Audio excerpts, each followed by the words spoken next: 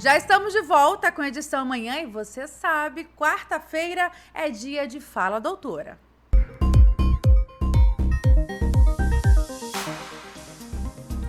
De acordo com o Ministério da Saúde, só no Brasil, cerca de 2 milhões de pessoas convivem com algum tipo de demência.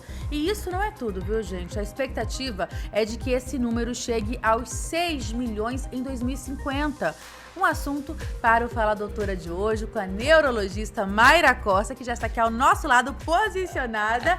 Bom dia, doutora, tudo bem? Bom dia, Juliana, bom dia a todos, né? Sim, como a gente sempre vem falando, essa questão da informação, esse pouco tempo de trazer informação, isso é muito importante. E esse assunto da demência, né, de tudo isso, é uma coisa de grande importância que se vem falando muito e vai se falar cada vez mais. Esse dado, a gente até pensa assim que está um pouco distante, né? Lá em 2050 não. chega a 6 milhões de pessoas. Está bem aí, na verdade. Não, a tendência é aumentar bastante até com lá, certeza, doutora. com o certeza. que explica esse aumento, inclusive? Assim, primeiro que a população está envelhecendo. E justamente essa questão do envelhecer, graças assim, à questão da medicina, se fala hoje na qualidade de vida, na tecnologia. Então, as pessoas estão chegando na idade do envelhecer, o que há 40 anos atrás, 50 anos atrás, não se chegava, não se tinha essa expectativa de vida, né, de você chegar a 70, 80, 90 anos, como hoje a gente vê, e não é pequena parcela da população, cada vez mais. E é justamente essa questão da demência, na grande maioria, é uma doença do envelhecimento. Isso que eu ia lhe perguntar. Na maioria das vezes está ligado ao envelhecimento, mas Sim. pode ocorrer também em pessoas mais jovens? Sim, sim, sim. Porque assim, quando a gente fala na demência, a demência o que é? É o que antigamente se chamava, tá esclerosado, tá tantã, né? É isso. Hoje a gente não chama de estar esclerosado, a gente chama de estar com quadro demencial, estar com demência.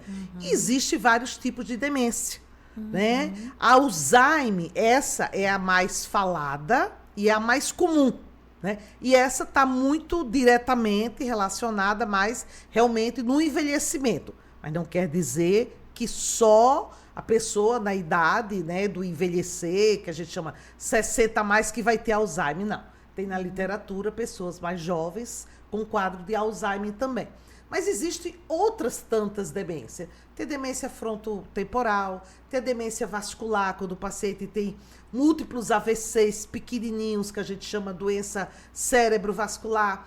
Tem demência quando o paciente não trata problema de tireoide, deficiência de vitaminas, do alcoolismo, né? A doença do quadro da doença de Parkinson, né? Então, existe a doença de Creutzfeldt-Jakob, que em relação àquela coisa da doença da vaca louca, que é raro, mas tem, tá? Então, assim, existe a demência por sífilis, do alcoolismo, né?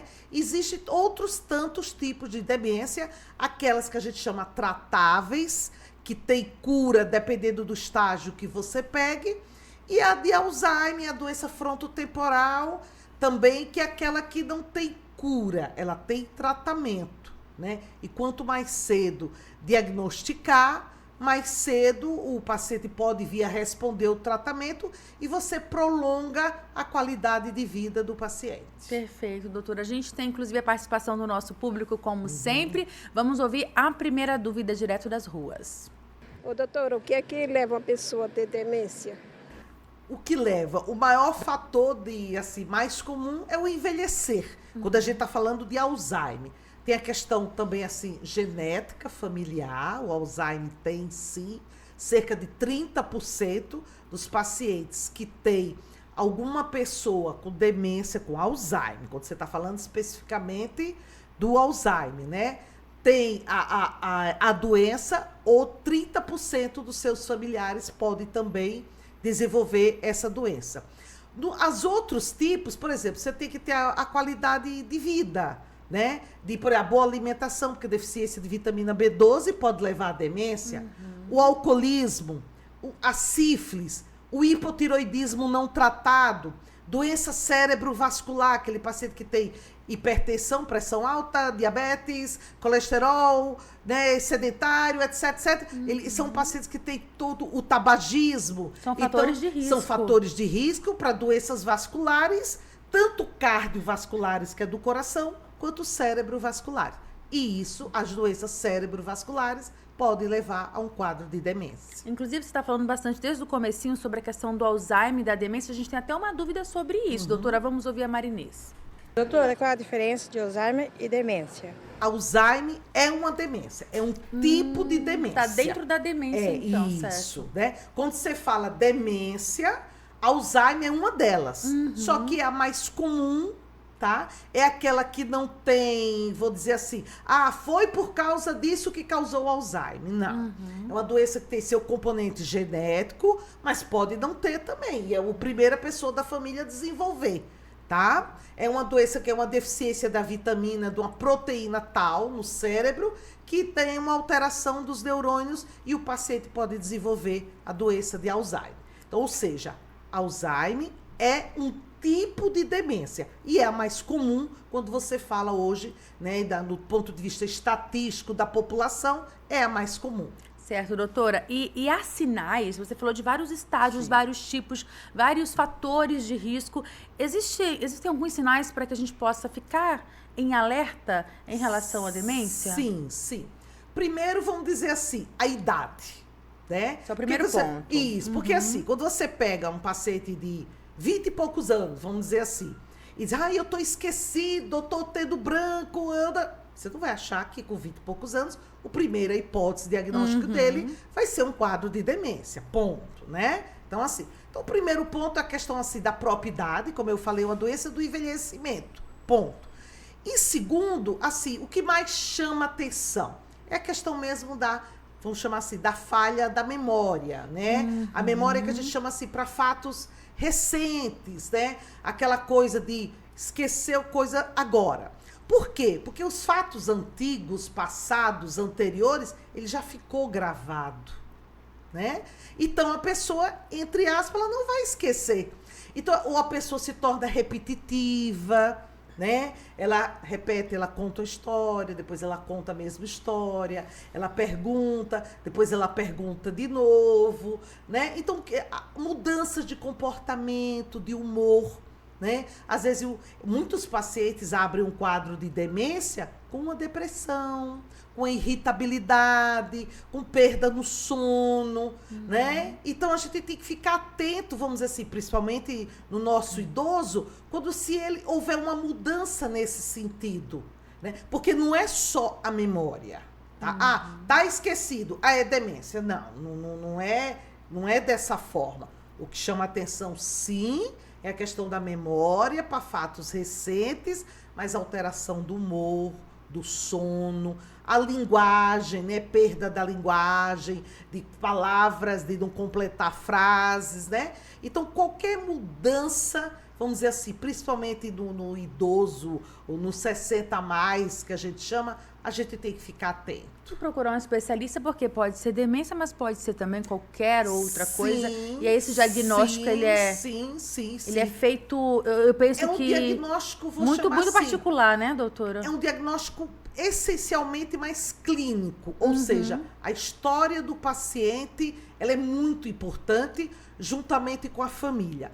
Você pede os exames de imagem, né, como por exemplo uma tomografia, uma ressonância, outro exame, porque você também vai afastar outras causas. Você tem que afastar se o paciente teve um derrame, um tumor, né, uma hidrocefalia, tá certo? Então, você pede as dosagens de vitamina, do tireoide, da sífilis, né? Você pede uma série de exames, que a gente chama de protocolo, porque você afasta as outras causas, né? E muitas vezes, para fechar o diagnóstico, quando às vezes o paciente, vamos dizer, um paciente mais jovem, né? 50 e poucos anos, 60 e pouco, que tinha uma vida ativa, que ainda trabalhava, etc. Então, aí a gente pode pedir para auxiliar um teste que a gente chama neurocognitivo, que geralmente algumas psicólogas ou gerontólogas elas fazem, né? É estabelecido em tabelas e perguntas para fechar. Então, isso dá muito subsídio para a gente. Certo. É possível prevenir? Eu vou dizer que sim e que não? Sim, porque assim, a grande maioria das doenças, principalmente quando a gente fala de qualidade de vida, de idade, né? A gente tem que dizer, é aquela história da qualidade de vida. Então, se você tem diabetes, você tem que trazer o seu diabetes bem controlado, fazer dieta, atividade física, porque algumas doenças, elas, vamos dizer assim, elas prejudicam o cérebro. Então, isso você já está fazendo uma prevenção. Então, atividade física, um bom sono, uma boa nutrição, né? Tudo isso faz parte de uma prevenção. Existem situações como, por exemplo, leitura. Isso é mito ou Sim, verdade? Ou são coisas, é verdade. são hábitos que ajudam de Sim, fato? sim, porque você mantém aquele cérebro sempre com estímulo, né? Então, todos nós, como a gente fala de estímulo físico, quando você faz uma academia, uma atividade física, uma prática de esportes, o cérebro também precisa. O próprio atividade física já é um estímulo cerebral, tá? Mas a parte, vamos dizer, da leitura, de assistir um filme, de você raciocinar, de você pensar, né? Isso é um estímulo cerebral. Você aciona, né? Porque senão o cérebro também fica apático, ele também fica desanimado se não vê esse estímulo no decorrer do tempo. E uma vez diagnosticado, há um tratamento e há o que fazer para dar uma qualidade de vida melhor para essa pessoa? Sim. Existe hoje, quando você fala especificamente no Alzheimer, hoje existe medicações, é uma das doenças dentro da neurologia que mais se estuda, né? Justamente por causa disso, que cada vez mais sabe-se que o número de pessoas vai aumentar, porque a população está envelhecendo. Então, existe sim medicações, né? Vários tipos.